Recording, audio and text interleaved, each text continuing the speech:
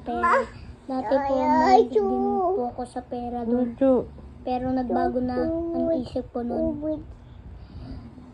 Nagbago na ang isip ko noon. Sabi ng ating kapatid, sabi ng ating kapatid, huwag ka mahilig sa pera. Dahil ang pera gawa sa ginawa ng tao o kaya nilaglag ng bad angel. Oo, tama. Tama yun. Dahil totoo yun ang sinasabi ko.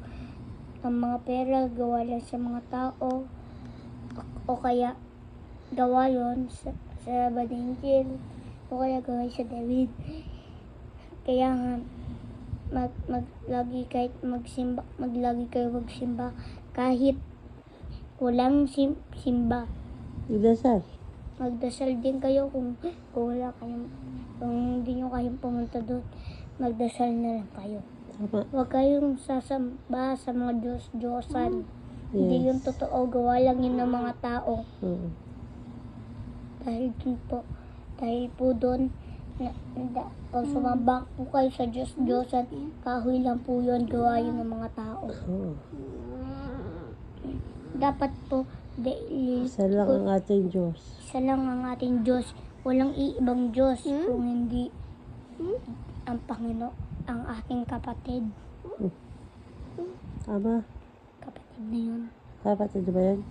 Pang nasa langit na po tayo, lahat, pwede na po tayong lahat po tayo kapatid. Magkakapatid na pag tayo nasa langit na.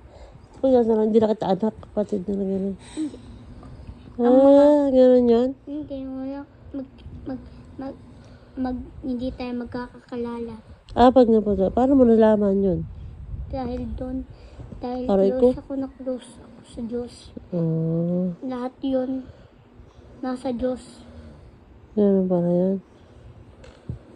Ang Diyos po kasi ay pinakamabuti sa lahat. Oo.